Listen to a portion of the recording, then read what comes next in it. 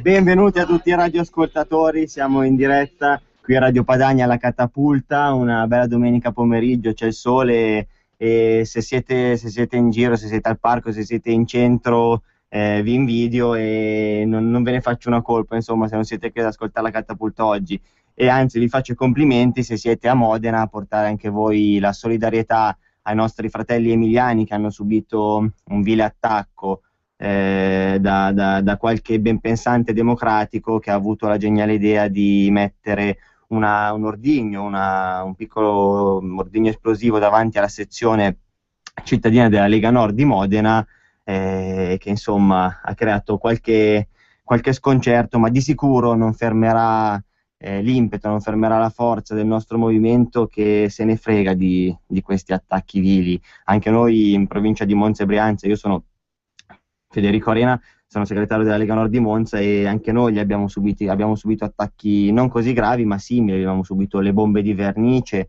ci siamo ritrovati le sagome disegnate di presunti mezzi morti in terra davanti alla sezione, ci siamo trovati un sacco di scritte, ci hanno buttato dentro un sacchetto incendiato, ce ne hanno fatte di tutti i colori, ma se questi sono i loro metodi e le loro ragioni, vuol dire che noi dobbiamo andare avanti, perché la ragione vera ce l'abbiamo noi.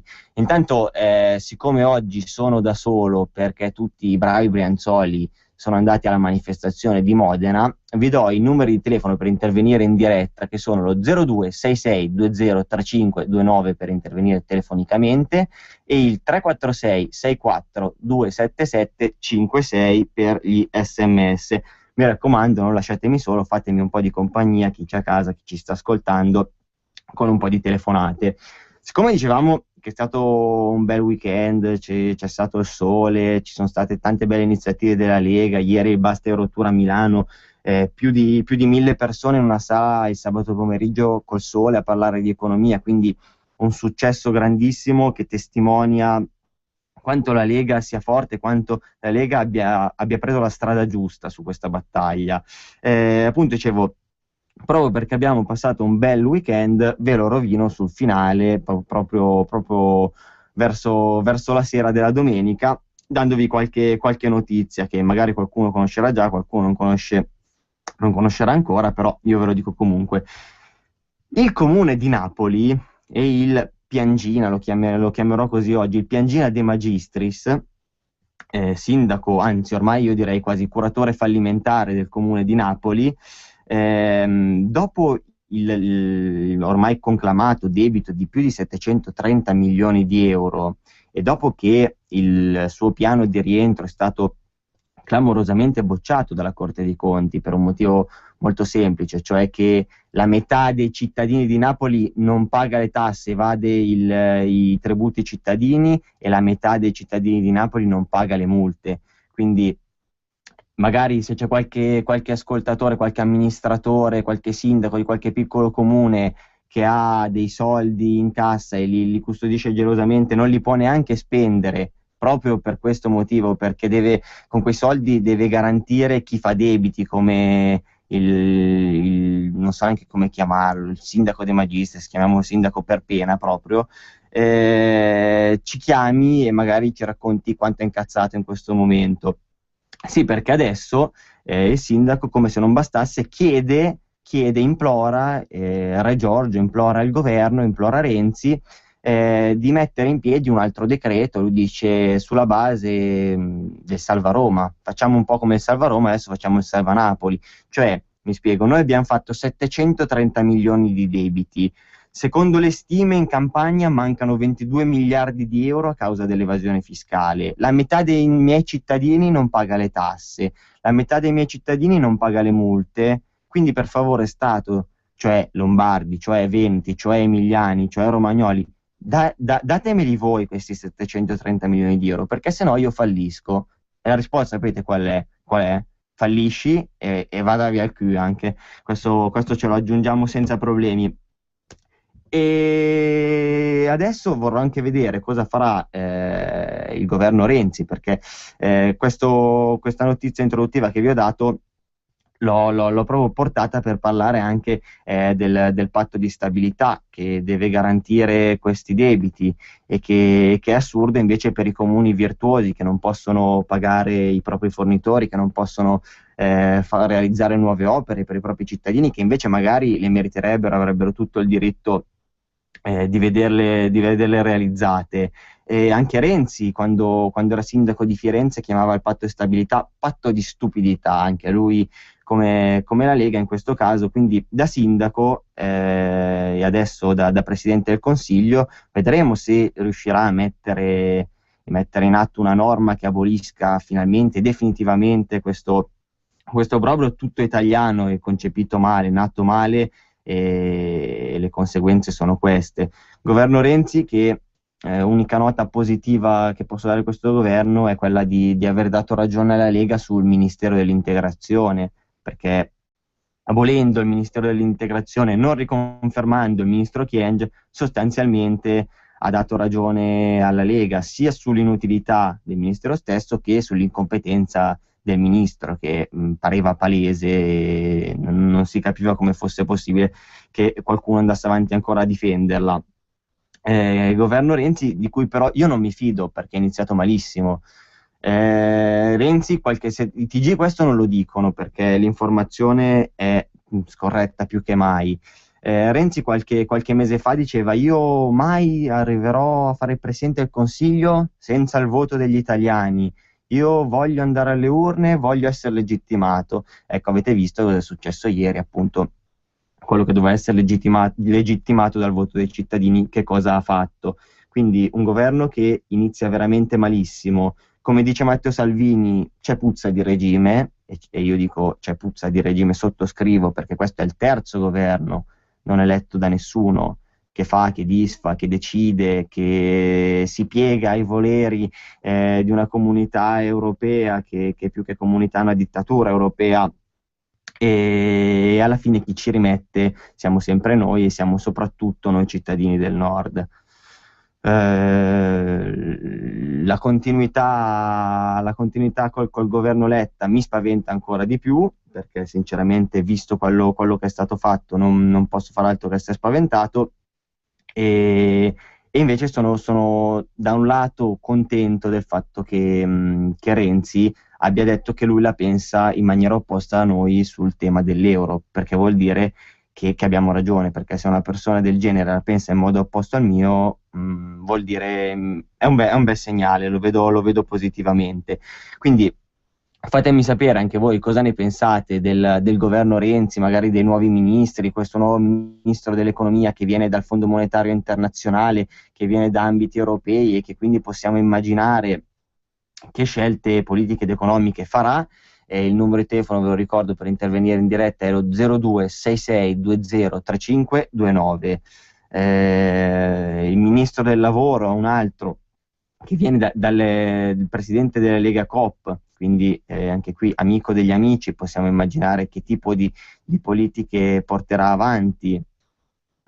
Alfano anche lui abbiamo visto quanto è stato fallimentare il suo operato sul fronte del Ministero degli Interni, sul fronte dell'immigrazione, invece è stato riconfermato. Abbiamo una telefonata intanto. Pronto? Pronto, ciao, sono Giulia di Torino. Tu parli giustamente di tutti i problemi, ti sto sentendo, però perché citate sempre Lombardia, Veneto, Emilia e mai il Piemonte? Noi qui siamo oppressi dalle schifezze rosse e vorremmo magari aumentare la presenza nostra, ma non lo si nomina quasi mai. Mi scuso, mancava anche il Friuli, mancavano sì, altre regioni, la Liguria. Io la sento solamente radio, raramente viene citato anche il Piemonte. Volevo tanto dire questo, anche il Piemonte è nord.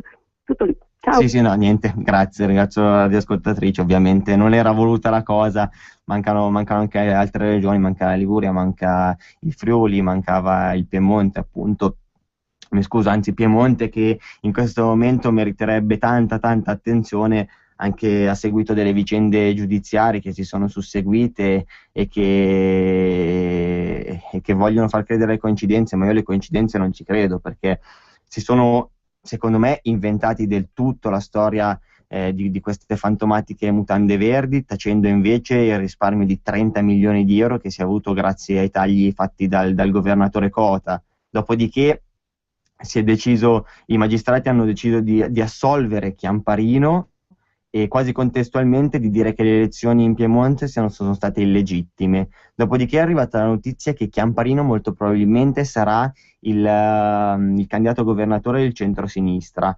Beh, cavolo, mi sembrano un po' troppe coincidenze per essere casuali. E qui ancora una volta a testimonianza del fatto di come in questo paese il comando sia in mano a una categoria, cioè quella dei magistrati. E questo è grave ed è un problema da affrontare. Io penso anche ai tagli agli stipendi, sono stati tagliati comunque gli stipendi nei consigli regionali, anche in Parlamento, seppure ancora troppo poco. Il Parlamento ha provato anche a tagliare gli stipendi dei magistrati. In passato cosa è successo? I magistrati ovviamente hanno fatto ricorso. A chi hanno fatto ricorso? A se stessi, chiaro, no? E ovviamente loro stessi hanno deciso che il loro taglio era illegittimo e che quindi andava ripristinato il loro stipendio originario e gli andavano corrisposti anche gli interessi, oltre che gli stipendi, la differenza degli stipendi arretrati. Quindi una follia vera e propria. Nel momento in cui tutti fanno sacrifici, i magistrati non solo non li fanno, ma se gli si chiede di tagliare di una piccola percentuale il proprio stipendio, se lo riprendono con gli interessi. In questo momento non ho paura di dire che, viste tutte le considerazioni che abbiamo fatto fino ad adesso, c'è puzza di regime. E appunto perché c'è puzza di regime, abbiamo scelto una canzone, regia prima, che è abbastanza adatta e va in senso sicuramente opposto al regime: La libertà di Giorgio Gaber. Voglio essere libero, libero come un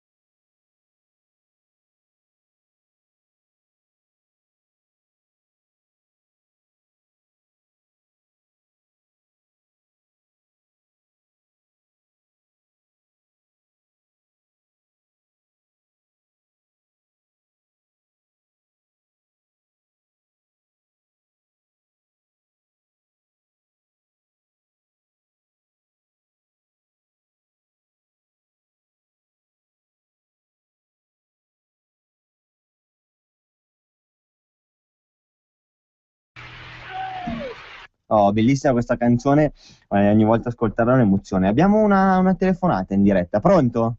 Pronto? Sì, Buongiorno a tutti. buongiorno signora. Senta, a proposito del governo Renzi, Sì, ho letto che Bismarck abbia detto che non è la rapidità con cui uno arriva a governare una nazione la bontà di questo governo, ma bensì il tempo con cui ci rimane. e su questo io ho dei Secondo? forti dubbi. Sì. Secondo, scusi che l'ho interrotta, visto e considerato che il ministro Padoan, eccetera, eccetera, con gli agganci in banca, eccetera, eccetera, non vorrei, facendo la rima, che ce lo prendiamo un'altra volta nell'anno. Ciao. Ciao, grazie signora. Il ragionamento della signora fila, purtroppo è quello che va fatto ed è giusto. Il ministro Padoan, come abbiamo detto anche prima, viene da certi ambienti che non fanno ben sperare, che ricordano tranquillamente tutti i governi passati, in particolare quello Monti, che aveva amicizie proprio in questi ambiti, che di sicuro non sono dalla parte del popolo del nord, ma che sono invece molto più vicini agli ambienti dell'alta finanza che poco hanno a cuore i problemi della gente comune. Io poi, siccome non vi ho fatto incazzare abbastanza oggi, soprattutto i Brianzoli, spero ce ne sia qualcuno all'ascolto, voglio darvi un'altra notizia su una cosa che è stata fatta dal prefetto di Monza e Brianza, e anche qui a maggior ragione un motivo in più per abolire queste benedette prefetture. Il prefetto di Monza e Brianza ha chiesto ai sindaci della nostra provincia di ospitare dei rifugiati per niente po' di meno che 36 euro al giorno per ogni rifugiato ospitato. Ora vi dico benissimo. In un momento in cui i nostri sindaci, i nostri amministratori praticamente devono sbattere la porta in faccia ai cittadini che vanno in comune a chiedere aiuto, che cercano un posto di lavoro, ma non perché lo vogliano fare, perché non possono fare altrimenti, perché mancano le risorse finanziarie. È mai possibile che un governo, che una prefettura pensi a dei rifugiati e chieda di ospitarli pagando 36 euro al giorno? E chiede oltretutto di far loro anche le pulizie, di garantirgli un vestiario per ogni stagione, di garantirgli il cibo secondo piacere, anche addirittura robe dell'altro mondo, allucinanti. Noi abbiamo fatto anche un piccolo calcolo e abbiamo visto che in questa lettera si diceva che si potevano ospitare al massimo 100 persone. 100 persone vuol dire che lo Stato trasferirebbe al comune che le ospita 3.600 euro al giorno, quindi 1.314.000 euro all'anno. Io ora vi prendo un esempio di un comune virtuosissimo nella provincia di Monza e Brianza, che è Biassono, che ha 12.000 abitanti e che ha ricevuto, per gestire i servizi, per erogare servizi, per comunque prendersi cura dei suoi cittadini, dei suoi 12.000 cittadini, 480.000 euro. E lo Stato invece sarebbe pronto a dare a mani basse 1.314.000 euro all'anno per 100 profughi. Qui siamo alla follia, siamo al ridicolo, bisogna ribellarsi di fronte a simili stronzate, perché non c'è un altro termine per descrivere questo provvedimento.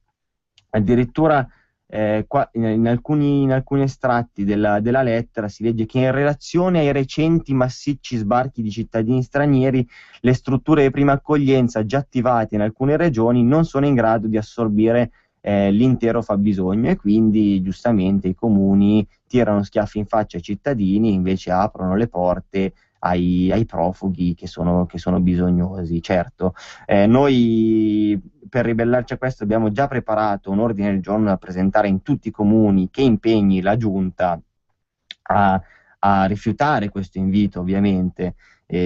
Purtroppo posso immaginare quali saranno le risposte dei benpensanti e delle giunte di sinistra nella nostra provincia, però noi la battaglia la facciamo, e di sicuro su questo tema non molleremo mai, perché tra l'altro oltre che essere insensato è anche moralmente sbagliato nei confronti di chi per una vita ha contribuito alla crescita dei nostri territori ed oggi si trova invece in difficoltà. Mi dicono dalla regia che abbiamo in diretta Andrea Villa che è in viaggio. Sei in viaggio per Modena o sei già arrivato, Andrea? Ciao Fede, ciao a te, un saluto a tutti gli ascoltatori. Siamo quasi arrivati, siamo al casello, stiamo uscendo in questo momento dall'autostrada e niente, manca poco. Sarete già in coda per tutta la gente? Come? Sarete già in coda per tutta la gente che starà fluendo verso Modena, immagino.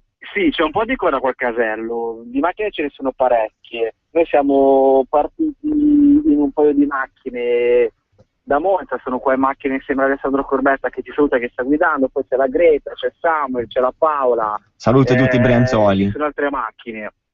Dicevo, sì, c'è un po' di coda col casello, manca una mezz'oretta all'inizio della manifestazione, quindi arriveremo lì giusti e manca poco. Ricordiamo che la manifestazione di oggi è stata organizzata così all'ultimo momento, come purtroppo ultimamente accade, visto che quello che succede molto in fretta.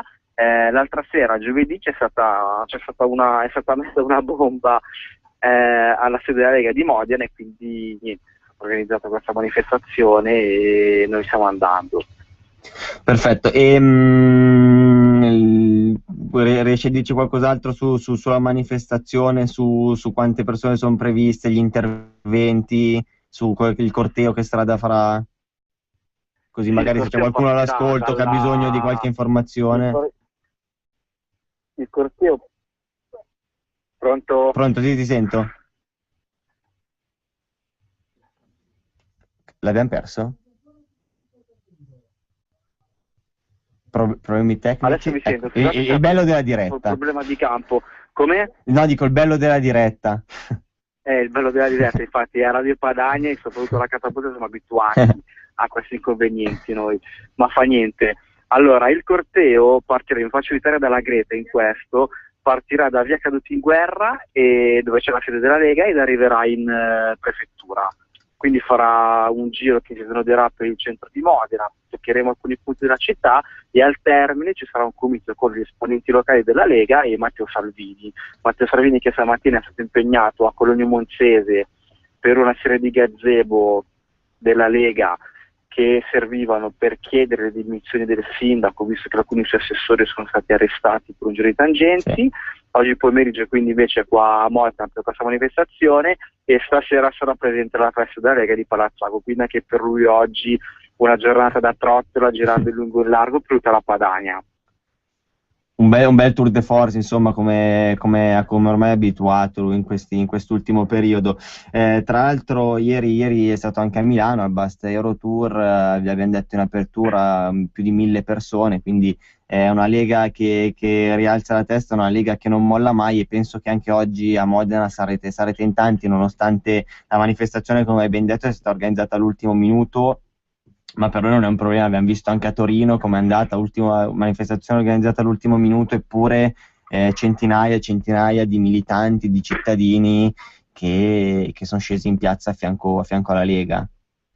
Sì, anche quella di oggi è una manifestazione organizzata all'ultimo momento, ma dopo tutto non poteva andare in maniera diversa. Quello che è successo è fatto grave, è stata messa una bomba fuori da una sede della Lega che purtroppo non è esplosa, ma se fosse esplosa avrebbe potuto sicuramente uccidere qualcuno.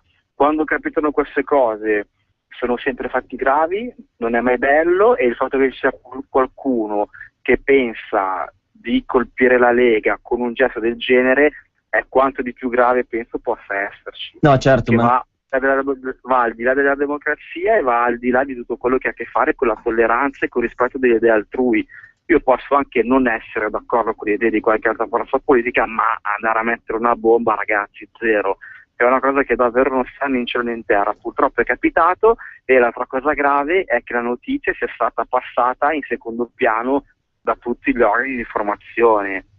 Infatti giovedì sera è successo, io venerdì non ho visto titoloni sui giornali che parlavano di questo, ho visto notizie in secondo o addirittura in terzo piano, ho anche visto giornali e siti internet che non hanno dato questa notizia. Immaginiamoci se ad essere colpita da una cosa del genere fosse stata una sede del PD, del PDL, Forza Italia, o come cavolo si chiama adesso, o qualche centro sociale. Avrebbero gridato all'attentato, alla democrazia, cose varie. Invece è successo alla Lega, fa niente. passa in secondo piano, ed è anche per questo che la manifestazione di oggi è stata organizzata, innanzitutto per solidarizzare con i militanti modenesi che hanno bisogno in questo momento di tutto il nostro supporto e di tutta la nostra solidarietà, ma anche per sottolineare la notizia che è assolutamente grave. No, certo, tra l'altro non so se state ascoltando Radio Padania venendo giù, però in apertura abbiamo ricordato che anche noi, insomma, in provincia di Monza e Brianza, in maniera sicuramente meno grave, ma abbiamo subito degli attacchi da questi ben pensanti democratici. Ho ricordato della bomba di vernice, ho ricordato di quando ci han tirato il pacco incendiato dentro la sede, di quando ci hanno fatto le scritte, quando hanno rotto i cancelli, insomma tanti atti vandalici che sono stati fatti a danno della Lega, delle sezioni della Lega, tante minacce che però devo dire, invece che fermarci, invece che intimorirci, riscuotono l'effetto contrario, cioè ci danno più forza, ci danno più coraggio per andare avanti, perché i leghisti sono combattenti, in particolare i giovani della Brianza non scherzano un cazzo, come abbiamo sempre detto, come diciamo sempre noi, non scherzano un cazzo, e anche oggi infatti sono presenti a Modena, quindi insomma questo a sottolineare il fatto che non scherziamo un cazzo, che siamo sempre presenti. Federico, io ti chiederò una cosa, visto che noi comunque siamo addirittura d'arrivo e tra qualche minuto saremo direttamente sul posto, se ci possiamo risentire verso la fine della puntata, tra un quarto d'ora, 20 minuti, così almeno possiamo fare un focus sull'inizio del Esatto, così mi dici in quanti siete più o meno. Sì. Va bene. Vi saluto e buona manifestazione, ci sentiamo dopo. Ok, a più tardi. Va bene, tutti, grazie. Grazie ai nostri inviati a Modena. Intanto vi ridò il numero per intervenire in diretta, abbiamo già una telefonata, lo do dopo il numero. Pronto? Pronto? Sì. Posso intervenire? Sì, lei è in diretta. Sì, grazie. Niente, volevo dire, ma di che cosa ci meravigliamo che non sono state date le notizie per quanto riguarda la bomba che è stata messa nella sezione di Modena e cose di questo genere? Ma ci ricordiamo che la Lega Nord ha ricevuto la polizia nella sua sede in via Bellerio a Milano, mandata da qualcuno Pappalia. che adesso... No, ma che la Pappalia? Mandata da qualcuno che era il ministro dell'interno. Napolitano. Bravo. Allora, ma di che cosa ci lamentiamo? Cioè noi abbiamo questa gente qui che sono i primi terroristi, che sono le prime persone che fanno queste porcate, e ci lamentiamo se ci sono 4 deficienti che vanno a mettere una bomba. Ma questi sono tutelati, lo sanno perfettamente che loro possono fare queste schifezze perché sono tutelati. Vabbè, certo. Grazie, buona Padania. Grazie, buona Padania. Abbiamo un'altra telefonata? No, ok, allora vi do il numero per intervenire in diretta, 0266203529.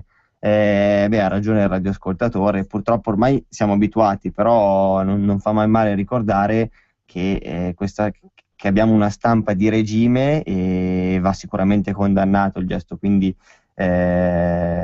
condannare il fatto che queste notizie non vengono date per noi è sacrosanto. Poi ormai non ci stupiamo più di niente, caro ascoltatore, siamo abituati.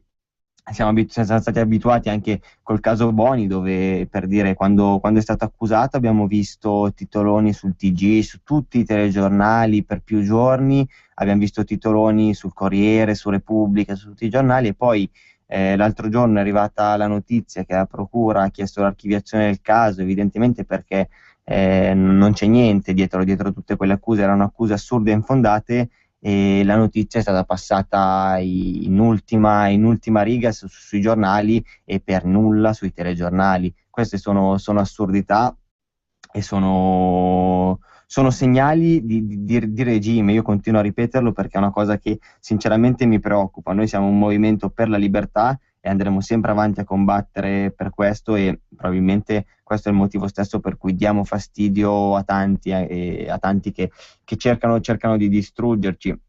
Ma anche in passato Napolitano non è stato l'unico a voler a cercare di distruggere la Lega. C'erano Presidente della Repubblica, vi ricorderete sicuramente, che dicevano che minacciavano Bossi, dicevano che avrebbero fatto trovare droga e armi nella sua macchina per incastrarlo. Insomma, sono cose gravissime. La Lega dava fastidio e dà fastidio oggi. Più la Lega è forte, più dà fastidio. Noi poi con la battaglia sull'euro che stiamo portando avanti, che sta portando avanti Matteo Salvini, che sta portando avanti il professor Borghi, di fastidio ne diamo parecchio, perché si vanno a rompere degli equilibri che sono comodi per pochi e scomodi per molti, cioè per tutti noi. E sulla questione dell'euro, non so se c'è qualcuno, io ieri ero presente, se c'è qualcun altro che era presente vuole intervenire per raccontarci un po' che sensazione ha avuto dell'incontro che c'è stato ieri a Milano nel Salone dei Convegni della provincia, può intervenire in diretta. Ieri sono state messe in evidenza le caratteristiche politiche di questa Europa e di questo euro da Matteo Salvini, sono state messe in evidenza le caratteristiche tecniche dell'euro disastro a livello economico dal professor Borghi in modo anche semplice e comprensibile a tutti, anche tramite un opuscolo che è disponibile anche in versione digitale su www.bastaeuro.com, giusto regista? .com.org. Adesso vi diciamo con certezza, comunque .com penso che sia, lo potete trovare, lo potete scaricare, sono 31 domande le più frequenti sull'euro e le 31 risposte a queste domande. Ieri è stato evidenziato principalmente dal segretario federale come l'euro sia la più grande fregatura, una delle più piccole oligarchie della storia, come una delle più piccole oligarchie della storia siamo riuscita a pianificare a danno di tutti i cittadini europei. E poi non bisogna dimenticare che la Lega per prima con Bossi nel 98, mentre tutto il resto d'Italia viveva in un pieno delirio euro-entusiasta, la Lega con Bossi diceva che l'Europa politica non ci sarà mai, che non c'è un collante che ci unisce, che i parlamenti nazionali conteranno sempre meno, che la legge finanziaria sarà un fax che arriva da Bruxelles, che la rigidità della moneta ci costringerà molte imprese a chiudere e aumenterà la disoccupazione. L'Europa sarà dei tedeschi, dei francesi e di qualche finanziere.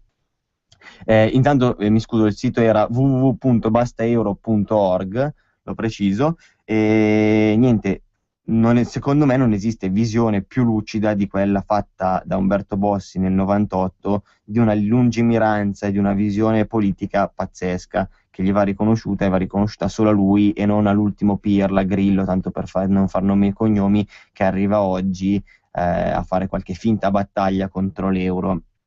Oppure magari anche di Berlusconi, che anche lui ai tempi era entusiasta e che oggi, visto il muoversi dell'onda mediatica magari anche un pochino verso il fronte anti-euro, ha deciso di spostare la sua scelta politica in parte su quel fronte. Tornando al discorso dell'euro di ieri, Salvini ha anche ricordato come le grandi aziende, soprattutto le migliaia di piccole imprese che oggi rischiano di chiudere o che ormai hanno già chiuso perché sono tantissime in Italia, come il miliardo di euro di cassa integrazione del 2013 e la disoccupazione giovanile al 42%, sono evidenze impossibili da silenziare. Per questo è appurato che a difendere l'euro sono rimaste ormai due categorie di persone, gli stolti e i ladri. Cioè ormai è rimasto o chi non l'ha ancora capita o chi l'ha capita e ne trae beneficio da questa situazione.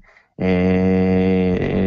Lega combatterà per farlo capire a tutti. Questo opuscolo verrà distribuito poi anche in occasione delle elezioni europee, verranno fatti dei Basta Euro Tour in tutti i capoluoghi di regione, appunto per diffondere quello che è il nostro pensiero.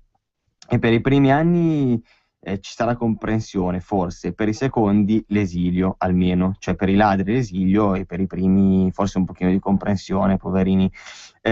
Quindi oggi più che mai uscire dall'euro non è solo possibile ma è necessario per tentare di avere una possibilità di salvarsi dal baratro. E fortunatamente sempre più cittadini in Europa si stanno rendendo conto di essere stati truffati e presi in giro per troppo tempo. Noi ci saremo e alle prossime elezioni europee faremo sentire la voce di tutti coloro che ne hanno abbastanza di essere presi in giro a suon di menzogne e falsi allarmismi. Quindi il manuale che è stato distribuito ieri e che sarà dato in migliaia di copie in tutto il nord, ma non solo, servirà proprio questo, a creare una coscienza, a creare consapevolezza nei cittadini, perché la prima cosa è fare informazione, poi ognuno è libero di pensarla come vuole, però deve poter formulare un suo pensiero in base a delle informazioni corrette, e non sono certo quelle che vengono date dalla stampa nazionale, soprattutto quella italiana, che è di regime senza problemi.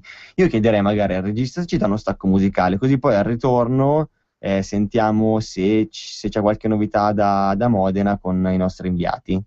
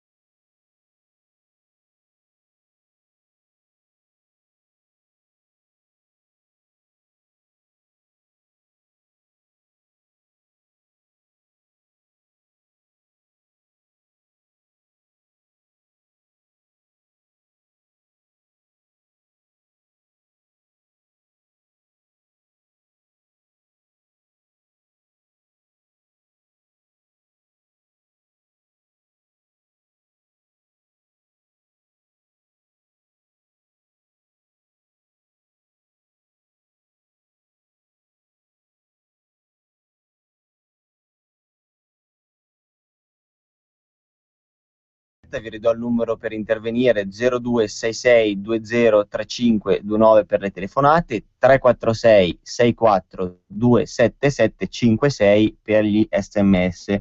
Oggi telefonate poche, ma spero che sia perché siete tutti a Modena con Matteo Salvini, con la Lega, con i fratelli emiliani a manifestare in solidarietà di quello che è successo, di quello di cui abbiamo parlato fino ad adesso.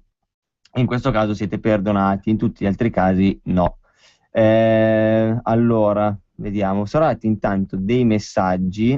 Allora, uno che dice: non vorrei portare sfiga, ma al contrario portare bene, però parlando contro l'euro e Bruxelles ci stiamo facendo i nemici più grossi, quindi vorrei dire a Salvini e a tutti quelli della Lega di stare molto in campana, perché abbiamo già visto in passato che chi tocca quei fili rischia molto. Il caso Ambrosoli purtroppo insegna. Ciao Frank da Como. Frank, è vero, ma noi combattiamo per ciò che crediamo che sia giusto, non con la paura di farci dei nemici potenti. Abbiamo 2 telefonate. Pronto? Pronto, buongiorno. Sì, buongiorno. Dunque, senta, Sì. potrebbe dirla ancora 4-5 volte quella bestialità di quel prefetto là che accetta di dare questi soldi extracomunitari e poi non pensa ai malati di asma che abbiamo in Italia o ai suoi cittadini, lei la dovrebbe dire 5-6 volte e poi dovrebbe mandare, non so, in televisione in tutta la faccia di questo prefetto che ha il coraggio di trascurare i suoi cittadini e dare i soldi a questi.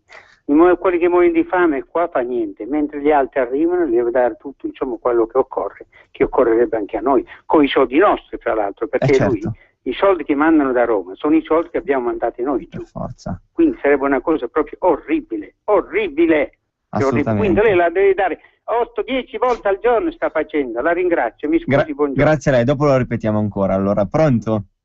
Sì? Ciao, Ciao. Maria Stella da Sesto. Ciao Maria Stella. Ascolta, io ieri c'ero, Ok. Io e mio marito, sì, c'era molta gente. Senti, se ho capito io che sono una casalinga, proprio guarda, ha spiegato così bene il professor Borghi che stamattina mi leggevo il libretto come se fosse una cosa, ma proprio bene, guarda, io non so chi è che non vuol capire, perché è in malafede, ecco. E quello che ha detto il Signore adesso ha ragione, bisogna sempre divulgare queste cose, Certo. perché altrimenti qui la gente non sa. Io ho qui i libretti che ho preso ieri, domani mattina vado a vedere se qualcuno spiego, leggetevi adesso, vedete un po' le bugie che racconterà la sinistra andando avanti. No, certo, poi Matteo Salvini ha detto una cosa molto importante ieri, ha detto questo libretto non diamolo ai leghisti, diamolo agli altri. Leggere, poi ti dà degli esempi che guarda, anche un bambino dell'asilo a momenti capisce.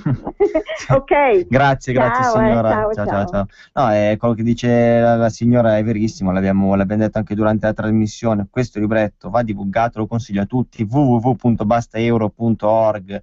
Per ora in formato digitale, se magari lo trovate qualche gazebo ci sarà anche in formato cartaceo, arriveranno per le elezioni europee di questa primavera, ci saranno anche le elezioni amministrative questa primavera, ricordiamo anche molti comuni della Brianza. Quello che ha detto l'ascoltatore di prima è più che vero, anzi anche a fronte delle elezioni amministrative che ci saranno in Brianza e a fronte della mozione dell'ordine del giorno che la Lega ha presentato in tutti i comuni della Brianza contro questa proposta fatta dal prefetto, vedremo come reagiranno le diverse giunte e a seconda di come reagiranno le diverse giunte ne risponderanno anche davanti ai loro cittadini quando ci saranno le elezioni. Abbiamo un'ascoltatrice al telefono. Pronto?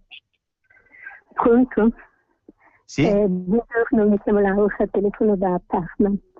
Buongiorno. Io volevo complimentarmi, se non altro, con questo ultimo governo preso così a pugnalate da parte di Renzi. Non che Letta fosse migliore, intendiamoci, era uno che tentennava e non ha concluso niente, per non parlare poi di quel vampiro di Monti, in tutti i modi. Sono contenta perché si è dissolta la Chiesa. Hanno abortito l'abortista Bonino e poi hanno cancellato la cancellieri. Non scordiamoci l'amica di Ligresti che ha fatto scarcerare la Ligresti, tre in galera e uno latitante in Svizzera. Che bella famigliola. Non è poco, No, ma infatti anche in apertura ho riconosciuto questo merito del governo Renzi, per ora è un merito. Insomma, qualcosina è cambiato, anche se io avrei cancellato Alfano, l'avrei mandato all'agricoltura, per dire, non l'avrei lasciato all'interno. Ma non al Ministero dell'Agricoltura, proprio a lavorare il campi l'avrei mandato. Sì, nei campi, sì, così intendevo dire. Comunque, non c'è più la cancellieri, la Bonino che è un'abortista di prim'ordine che ha fatto morire più bambini lei di Erode insieme a Pannella, e poi la cancellierona che è stata cancellata dopo quello che ha combinato per i Ligresti, signori, non è poco, queste tre figure indegne. Certo. È già qualcosina, È già un passo avanti, sì, abbiamo riconosciuto. Poi pare che la Chiesa però resti deputata in virtù di che cosa non si sa. Ma chi l'ha eletta quella donna lì? Noi sembriamo la Repubblica del Paraguay ormai. Ci propongono i primi ministri lì, i presidenti del Consiglio, senza che noi votiamo più, con la scusa di questa benedetta legge elettorale che non si fa, che si procrastina volutamente. Ma certo che è voluto, perché sono tutti bravi a criticare. Ma... io lo chiamo zar napolitano, decide lui ormai, fosse almeno una repubblica presidenziale, ma qui siamo allo zar. No, certo, condivido pienamente la sua visione che è parecchio lucida e corretta dei fatti, a mio parere, quindi la ringrazio. Noi telefoniamo e vi vogliamo bene, le vogliamo anche se sei solo. Oggi sono solo, hai visto, sono tutti a Modena, mi hanno lasciato qua da solo in studio. Siamo qui, Grazie signora. Buonasera. Buona serata. Abbiamo telefonato collegamento. Pronto? Ciao Federico. Ciao Andrea. Sei solo in studio, ma non sei solo perché noi siamo sempre con te. Grazie, vi voglio bene. Siamo appena arrivati a Modena, siamo arrivati in questo momento al punto di partenza della manifestazione, c'è un sacco di gente, ci sono un sacco di militanti, modenesi, emiliani, ma non solo, e ce ne sono, il corteo tra poco partirà, e siamo in attesa che arrivi Matteo Salvini. Ho un ospite, ti passo... Radio Padania, Paolo. Abbiamo l'onorevole Grimoldi. Abbiamo no, sono qua con il consigliere regionale Fabrizio Cecchetti. E con l'onorevole Nicola Molteni. C'è il segretario provinciale di Brescia Paolo Formentini, c'è l'assessore di Verigo Laura Santin, c'è veramente una platea importantissima. E c'è il vice segretario nazionale Borghesi Stefano anche. Ci sono un sacco di facce, qua siamo arrivati, abbiamo beccato subito il gruppettino della Lombardia, ma c'è davvero un sacco di invitanti dal Veneto, anche qualcuno dal Piemonte, insomma la risposta della Lega è presente e compatta. Ho raggiunto anche un altro gruppetto di militanti brianzoli guidati dal consigliere comunale di Varedo Jacopo Beni, e certo che vuole fare un saluto in diretta a Radio Padania. Ciao a tutti. Ciao Jacopo, tutto bene? Ciao Fede, siamo appena arrivati a Modena, siamo qua, c'è un sacco di gente, ma... Com'è il clima, dici? No, bello allegro, carico, e c'è veramente tanta gente. Siamo qua a manifestare per la libertà di fare politica, e sicuramente sarà una giornata da ricordare.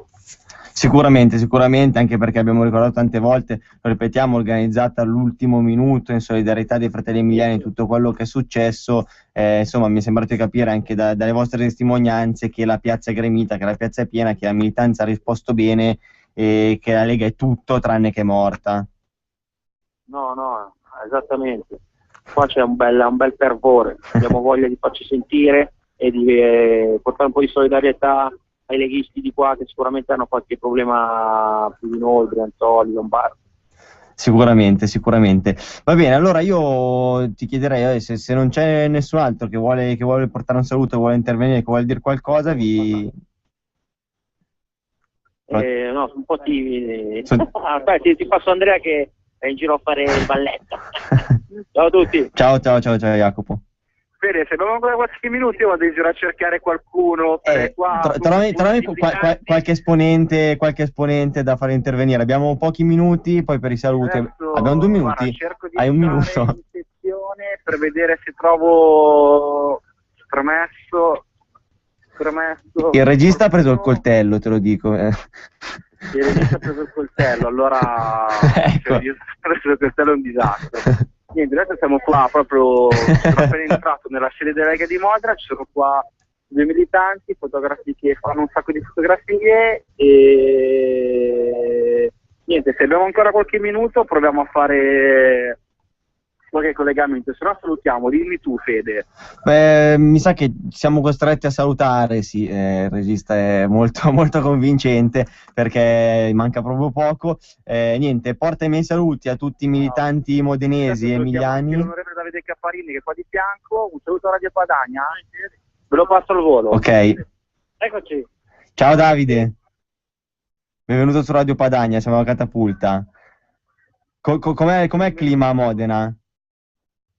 Tanta gente, è un clima assolutamente disteso come tutte le nostre manifestazioni, tante sorrisi e gente di tutte le età, dai più giovani a quelli più attempati, vecchi e nuovi militanti. Io poi qua ho fatto le primarie, quindi li ho visti pochi mesi fa quando è stato indicato Matteo Salvini segretario, certo. quindi vedo tanti volti noti e anche qualche nuovo. Il modo migliore, insomma, per rispondere alla violenza di questi non si sa chi sono, però di sicuro non sono né democratici né amanti della libertà quelli che hanno messo la bomba. Noi rispondiamo coi sorrisi, con la non violenza e con una nostra manifestazione pacifica. Tanti sorrisi, vedo dei palloncini con su scritto basta euro, credo che il messaggio sia forte e chiaro, e tante bandiere della Lega Nord, giovani padani, un sacco, vedo anche persone militanti, simpatizzanti che vengono da altre regioni, da altre nazioni, ma soprattutto vedo tanti modenesi, questo fa molto bene. Ottimo, ti ringrazio Davide. A te. Buona manifestazione. Ciao. Ciao a tutti. Grazie, ciao. Federico, Ciao. siamo dentro la sezione di Modena con alcuni militanti. Te ne passo uno, Samuel. Prego. Va bene. Pronto? Ciao ragazzi. Ciao Samuel, sono Federico, questa è la Catapulta, Radio Padania. Com'è oggi lì il clima a Modena? È un bel gruppone, è venuto dalla Liguria, è venuto il Veneto. Bel gruppo. Ottimo. Quindi la Abbiamo questione è sentita. Dimmi. La questione è sentita e c'è solidarietà verso i militanti modenesi, verso voi fratelli emiliani, e questo mi riempie di gioia. Cosa vuoi mai? Noi siamo abituati, qua siamo in zona rossa, non è facile come in altri posti, però si è un po' alzata l'allerta, perché se arrivare alle bombe davanti alle sezioni Certo. sono lavori da anni 70, periodi che speravamo fossero finiti, ma si vede che qualcuno vuole farli ricominciare. Noi rispondiamo con queste manifestazioni pacifiche in tanti, portando avanti le nostre idee che sappiamo essere giuste, perché se gli argomenti di queste persone sono le bombe, vuol dire che noi siamo sulla strada giusta e che non possono contestarci con le idee. Quindi avanti così, mi raccomando, non mollate. Viva l'Emilia, viva Modena. E Padania libera. Padania libera sempre. Grazie. Ciao. Figurati, ti riparto. Ciao. Intanto siamo in qua, immagino che il tempo sia Sì, no, completamente, siamo fuori tempo massimo, quindi ti saluto Andrea, ti ringrazio, salutami tutti e un abbraccio. Niente Fede, grazie a te, un saluto anche al regista Roberto Colombo, che oggi gli facciamo fare qualche minuto più di straordinario, ma va bene, dai, una volta intanto ci sta.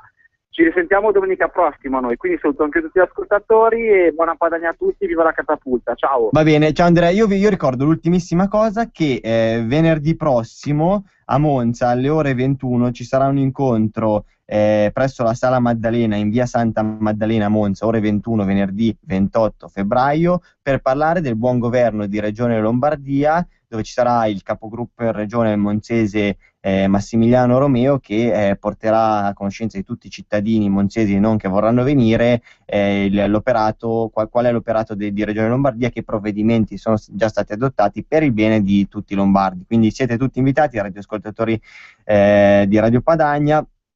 E niente, io vi devo salutare questa volta per davvero. Vi mando un abbraccio, ci rivediamo, ci risentiamo domenica prossima qui alla Catapulta. Ciao a tutti, buona domenica. Buongiorno Padania! Avete ascoltato La Catapulta. Hai mai sognato